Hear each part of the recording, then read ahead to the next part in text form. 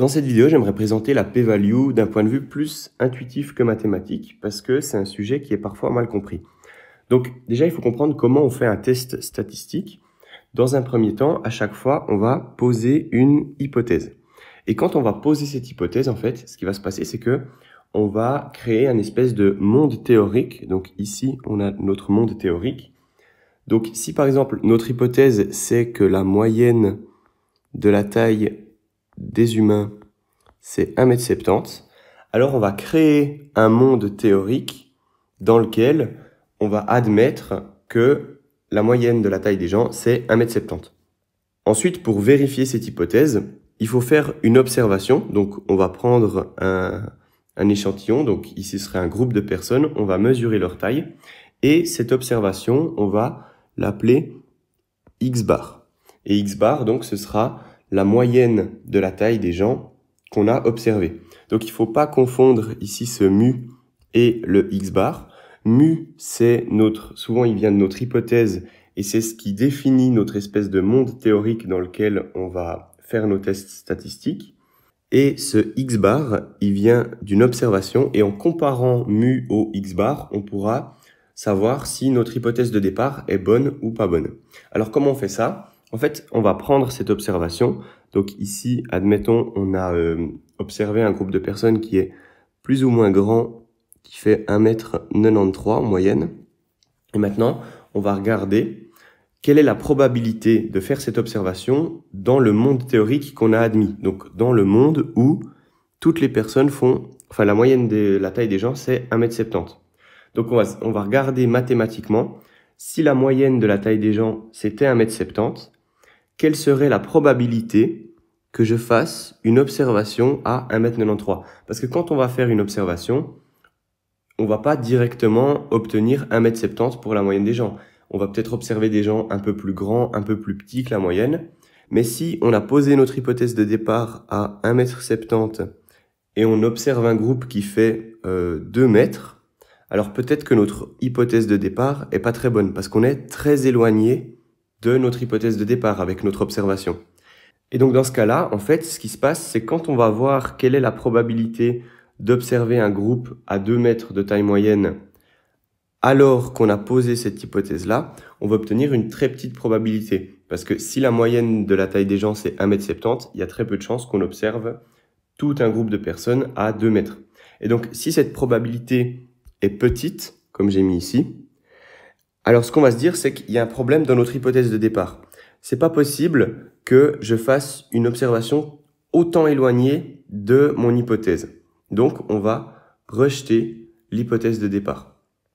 Par contre, si je fais une observation à 1,73 m, imaginons, alors ici, c'est proche.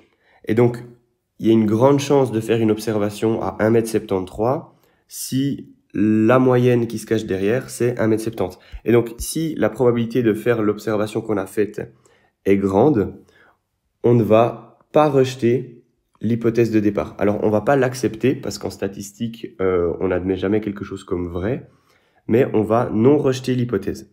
Donc, si on récapitule, ce qu'on fait, c'est que on pose une hypothèse de départ, souvent en posant ici ce mu. Ensuite, on va faire une observation et on va regarder si l'observation qu'on a faite est plausible ou pas avec notre hypothèse de départ.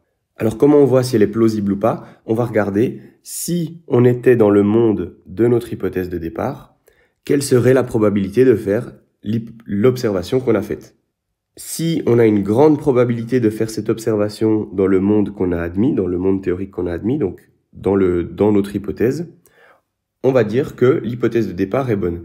Si on avait une très petite probabilité de faire cette observation, mais qu'on l'a quand même faite, alors on va se dire qu'il y a un problème dans l'hypothèse de départ et on va rejeter l'hypothèse de départ.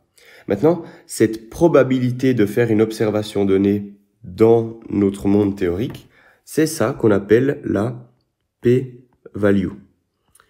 La p-value, ici, ce serait la probabilité qu'on ait observé 1,93 m, donc qu'on ait fait l'observation qu'on a faite, si la taille moyenne de la population réelle, c'était 1,70 m.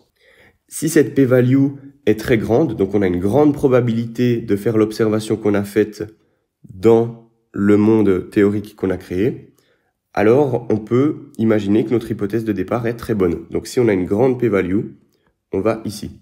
Si par contre, on a une très petite probabilité de faire l'observation qu'on a faite, on va rejeter l'hypothèse.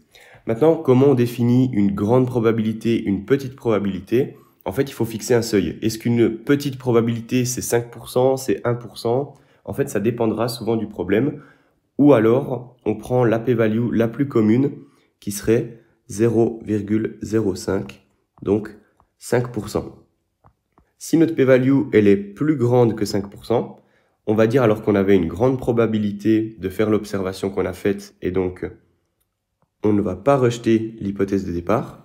Si par contre notre p-value est plus petite que 5%, alors ici ça voudrait dire que par exemple on aurait 3% de chance de faire l'observation qu'on a faite si notre hypothèse de départ est bonne. On va se dire qu'il y avait tellement peu de chances qu'il y a un problème quelque part. Notre problème est dans l'hypothèse de départ, donc on va rejeter l'hypothèse de départ. Maintenant, on va voir comment tout ce raisonnement se traduit sur une visualisation avec la loi normale. J'ai dessiné ici une loi normale, et si on se rappelle du dessin d'avant, d'abord on doit poser une hypothèse de départ. Et donc souvent, cette hypothèse de départ, c'est de fixer la moyenne. Si on fixe une moyenne plus petite, donc ici je l'ai centrée plus ou moins, si elle est plus petite, ça va décaler notre loi normale vers la gauche, si elle est plus grande, ça va la décaler vers la droite. Donc en fait, on définit dans quel monde on va faire nos tests statistiques, donc on pose ce monde théorique, ce que j'appelais monde théorique sur le dessin d'avant. Je fais juste un petit rappel. Avec une loi normale, on peut tester, par exemple, si là, on fait une observation au 1, donc que la taille de la population, c'est 1,60 m, on peut calculer quelle est la probabilité qu'un groupe donné fasse moins d'1,60 m ou 1,60 m, c'est en prenant l'air ici, derrière.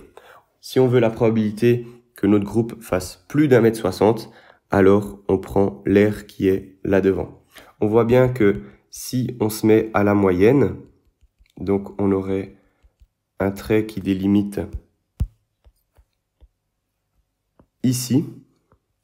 Alors la probabilité d'être plus petit que la moyenne, c'est cet air ici. Et la probabilité d'être plus grand que la moyenne, c'est cet air ici. On voit par symétrie que l'air jaune est la même que l'air rouge. Donc en fait, c'est 50% et 50%, ce qui est logique. La probabilité d'être plus grand que la moyenne, c'est 50%. La probabilité d'être plus petit que la moyenne, c'est 50%. Donc là, on a défini notre monde théorique et on a revu comment utiliser cette loi normale. Maintenant, comment on va tester notre hypothèse? Donc, on a fixé notre moyenne. Ici, je vais dire 1,70 m comme l'exemple d'avant. Et maintenant, on fait une observation. Donc, on fait X bar. Et ici, je vais dire qu'on a 1,93 m comme avant. Donc, ce 1,93 m, il faut le placer. Ici, je vais mettre X bar. Et donc, grâce à notre loi normale, donc au monde qu'on a défini, on peut calculer quelle est la probabilité de faire une observation aussi extrême que ce qu'on a fait. Donc, si on le note, ça donne quelle est la probabilité de faire une observation, donc un X quelconque, qui serait plus grand ou égal à 1,93 m. Et on voit que ça, en fait, c'est l'air jaune qu'on aurait ici.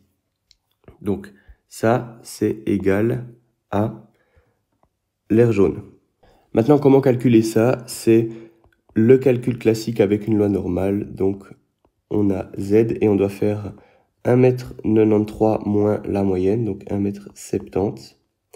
Et on doit diviser par l'écart type, donc soit l'écart type de notre loi normale finale, ou alors l'écart type de la loi normale de départ avec la prise en compte de la taille de l'échantillon. Ici, j'explique tout très rapidement parce que le but, c'est pas de rentrer dans les détails des calculs, c'est vraiment d'avoir cette vue intuitive de la p-value. Ça, c'est juste pour montrer qu'on peut le calculer avec ce qu'on va souvent donner dans l'énoncé. Mais donc, si on a maintenant cet air jaune, l'idée, c'est de se demander, est-ce que cette aire jaune représente une grande probabilité? Donc, est-ce que j'ai une grande chance de faire cette observation-là? Imaginons notre 1,93 m, il serait pas autant à droite, il serait ici, par exemple. Alors, on aurait une très grande aire jaune. Donc, la probabilité de faire l'observation qu'on a faite, elle serait très grande. Dans ce cas-là, on aurait une grande probabilité de faire cette observation, donc notre hypothèse de départ semble assez correcte. Le monde théorique qu'on a créé est en accord avec l'observation qu'on a faite. Si par contre c'était comme avant, très à droite comme ceci, alors on aurait une très petite aire jaune, une très petite probabilité de faire l'observation qu'on a faite, et donc notre modèle théorique n'est pas vraiment en accord avec les observations. Et donc, en fait, on voit que tout tourne autour de cette aire jaune. Est-ce que cette aire jaune est grande ou pas? Et c'est ça qu'on appelle la p-value. Sur le dessin, la p-value, c'est cette probabilité de faire une observation aussi extrême que ce qu'on a fait. Alors maintenant, je veux juste voir un dernier truc qui est que si on avait fait une observation très petite, donc par exemple 1,54 m, on serait en fait de l'autre côté. Donc le 1,54 m, il serait ici. X bar égale 1,54 m. Et maintenant, faire une observation aussi extrême que 1,54 m, ce serait être plus petit que 1,54 m. Donc là, ce serait la probabilité de faire une observation plus petite ou égale à 1,54 m. Et donc ça, c'est notre nouvelle aire jaune. Et on voit que si on est plus petit que la moyenne, faut voir pour faire une observation tout aussi petite que ça. Si on est plus grand que la moyenne, le cas extrême, c'est faire une observation tout aussi grande que ce qu'on a fait. Donc voilà, c'est ça l'intuition à garder avec cette p-value. C'est vraiment la probabilité de faire l'observation qu'on a faite dans le monde théorique qu'on a admis, donc avec notre hypothèse de départ. Si on avait une grande probabilité de faire cette observation, le modèle théorique est en accord avec les observations, donc l'hypothèse de départ est non rejetée. Si on avait une très petite probabilité de faire l'observation qu'on a faite dans le monde théorique qu'on a créé, alors le monde théorique qu'on a créé semble pas très cohérent avec les observations, et donc on va rejeter l'hypothèse de départ.